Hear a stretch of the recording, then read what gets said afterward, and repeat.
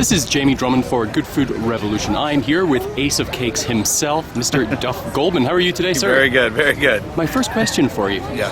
How important were cakes when you were a young lad? Like, was that a big part of your life? Yeah, I mean, cakes, like, they're definitely, like, every special occasion. I mean, I remember a lot of the cakes I had when I was very young. My birthday cakes were always a big deal. I mean, my family and all my friends, we always had, like, cool birthday cakes. Like, I remember one year I made a cake that was in the shape of a snowy owl because I was in the Indian Guides. I wasn't in the Boy Scouts, and I actually got to make a snowy owl cake, and we carved it out. And I was like 6 or something like that, but those are things that you still remember, So cakes definitely have I think a role in sort of cementing a memory, Did you always have a sweet tooth? I think I've always had a sweet tooth. I definitely appreciate sugar. I like sugar a lot. I think that, my parents definitely didn't like cram candy down my throat, but it was always like a treat. It was always a special thing that we would get. That, like, my grandmother in Kansas City had a closet full of candy. So going to grandma's house is always a big deal because you have to go in there and get candy. And so you could like go into the closet and be like, okay, you can pick like 2 or 3 things, and she'd have like, big rolls of lollipops and the little candy buttons that were on the rolls of paper and stuff like that. And so it was always like, that was kind of a big deal, to like be able to get candy from this thing. It was cool. So do you believe that sweet tooth thing is genetic? Because I've just been recently doing a little bit of research into the whole philosophy, the whole concept of the super taster. I don't know if it's genetic so much as I think it's more nurture over nature. Right. I think I think we as animals, we are animals.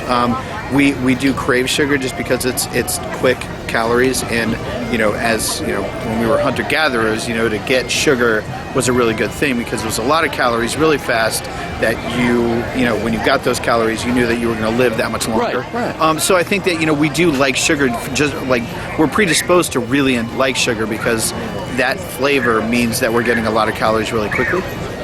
Now, with regards to the concept of the super taster, have you heard about this before? I have, yeah. Have you ever done the test? I have not done the test, no. Well, that's what I have.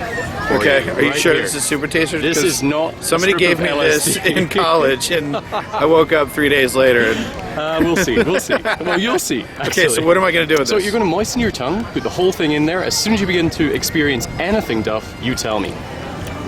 Okay. Trust sure. me on this. Because that's like 7 hits right there. Okay.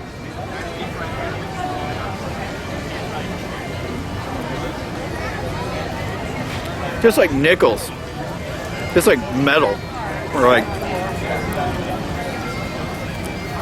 That's foul. It definitely tastes like...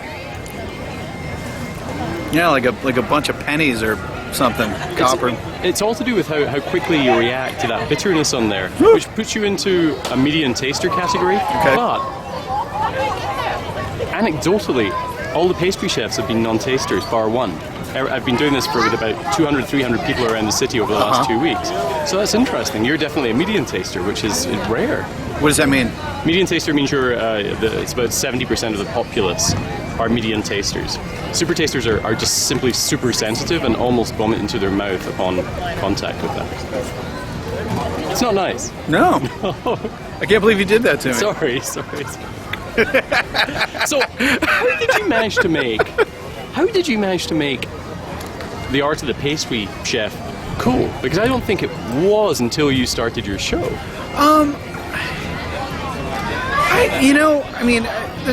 That's a tough question to answer without sounding like an egotistical jerk. But I had started making cakes in my apartment because I was done cooking. I didn't want to cook anymore, and I wanted to be in a band. And so what happened was, I started making cakes, and here I am trying to be in a band, trying to be in a rock band, do my thing, and we started. I started getting more famous for my cakes and for my music, and then Jeff started working for me, and then everyone started. I kind of started collecting this sort of random group of people. God, this is disgusting. I started collecting this group of people that really were a cool group of people. I mean, they're all art students, they're musicians, they're actors. They're anything but sort of cooks. Yeah. You know, they come from a lot of different backgrounds, and so I think that people saw that. Well, you don't like. Not all chefs wear chef coats.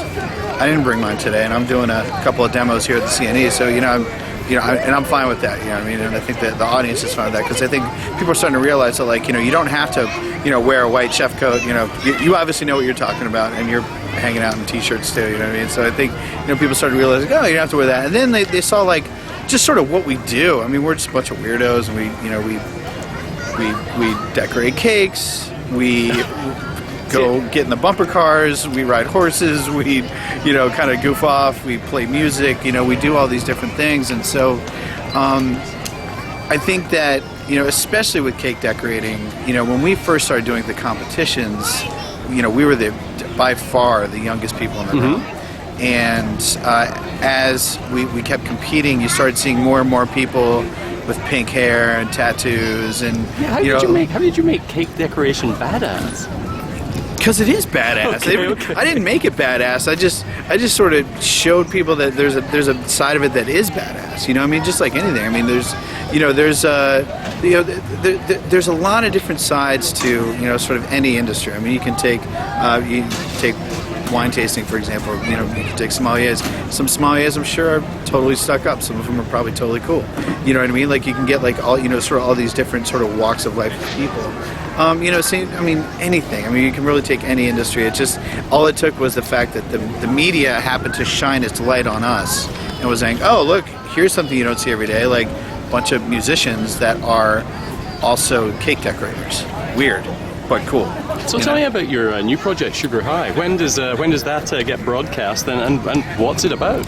Okay, so Sugar High is on Food Network up here in Canada. It's on Food Network at 9 on Wednesdays, I believe. And Sugar High is really cool because it's a travel show, and you've seen travel shows before. You've seen Diners, Drive-Ins, and Dives, Bobby's Ireland, Giotto on the Road. I mean, you've seen lots of people do these travel shows.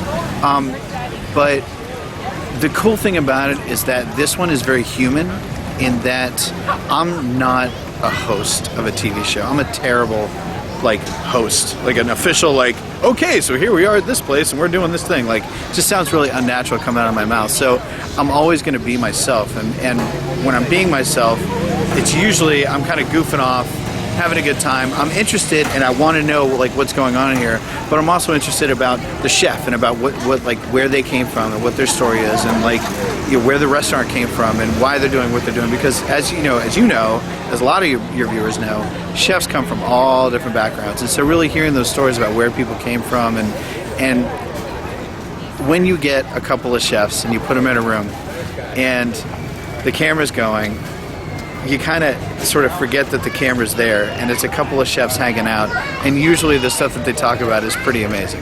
You know what I mean? It's pretty funny. And so the show really focuses on a lot of those relationships, and a lot of the humor that we have together. Well, I'm looking forward to watching Sugar High when it airs in Canada. I'm hoping you're going to enjoy your afternoon at the Carny-tastic CNE. Will. And thank you very much for joining us. Thanks a lot. Revolution. I'm going to get you back for this. This was still, this guy.